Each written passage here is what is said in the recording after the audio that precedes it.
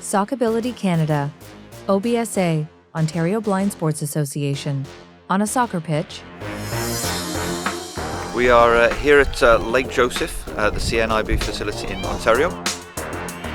We're here for a blind soccer coaching weekend. First annual blind soccer residential course, May 6 to 8th, 2022. Richard. We've been building this blind soccer program for the last 5 years.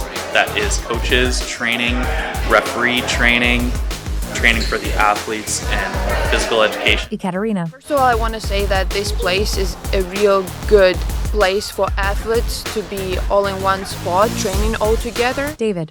Coming into this, I didn't really know much about blind soccer. However, I do have experience with futsal. It was an easy transition.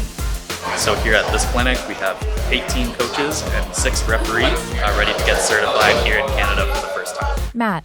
One of the main highlights has been able to bring in our guest clinician from Paris, France, former head of the French national blind soccer team, Charlie Simon. He has a ton of experience in the sport. You see what the guy does? Having his insights that he can share with the coaches, the match officials and the players at the very highest level of the game. You see the difference with that one? It's a national team. Charlie being here, sharing his experience, showing videos of how he runs the program helps me as a coach. I was learning a lot about blind soccer. I was watching videos, I was creating session plans, I was experimenting, I was asking for feedback from my athletes. While they were learning, I was learning. Players wear eye shades. The referees have been very open-minded. We've had a lot of last-minute changes, and they've been very flexible. And that in itself dictates that they are the right people for the job. David Figliano, soccer match official lead. The reason I'm here is really to get this experience and really to give back. I mean, I've been refereeing for 25 years. It's now time to start giving back. Hey, we're all here for the first time. Let's make it happen and let's make it fun. Let's play some soccer. A match begins. Matt Greenwood, Director, Soccability Ontario. One of the main highlights of an event like this is the opportunity for all components of the game to come together. So the match officials are picking up an understanding of how the players play, what the game looks like, how they interact with each other on the field. The link between futsal and blind soccer, they're very closely linked. The size of the pitch is the same. It's 40 meters by 20 meters. The pitch markings are exactly the same. The ball is also the same as a smaller ball, size 4 ball. It's a low bounce ball. A lot of the laws are the same. The differences come in the small nuances you would basically need in order to have this game be adaptable to someone who can't see. Number one, the ball makes a sound. Having to say voy or go when you're approaching an opponent so that they know that someone's coming.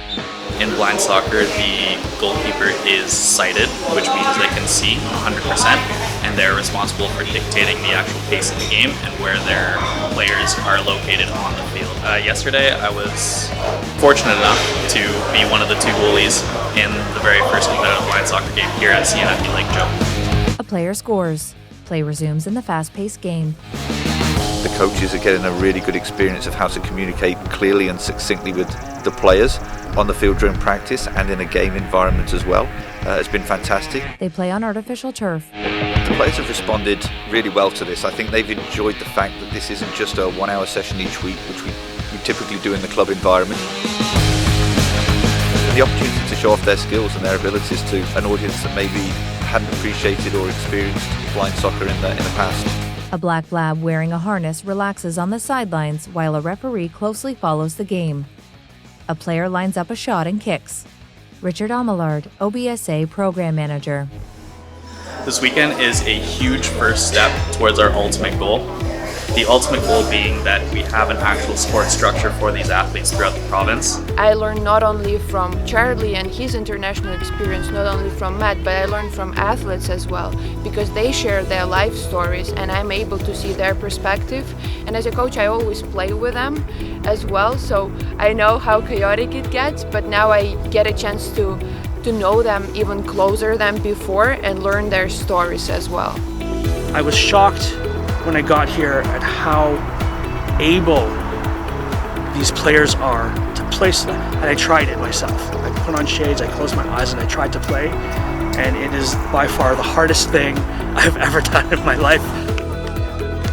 So it is amazing what these players can do, and so that was a very rewarding experience for me, but also partly the reason why I'm here. David shakes hands with the referee. The best highlight I would say is the cohesion between everyone and everyone's actual love of the sport. It has been very touching to see the different levels of connection that have happened between the athletes, coaches, and referees. There's a lot of compassion, a lot of respect. So for me as a sport program manager, that has meant the world to me this weekend. You don't have to have a lot of knowledge and expertise. You need to have, I would say, big heart to be able to accommodate, to be able to bring the best of what you possibly can. And if there are more athletes out there and we can bring all of them together for the next course here or camp here, that would be absolute victory. The next steps in getting other referees involved, going back and spreading the word to other referees and let them know that this is something that would be rewarding for them, but at the same time it's not too much work for them because the laws are so similar. It's an easy transition.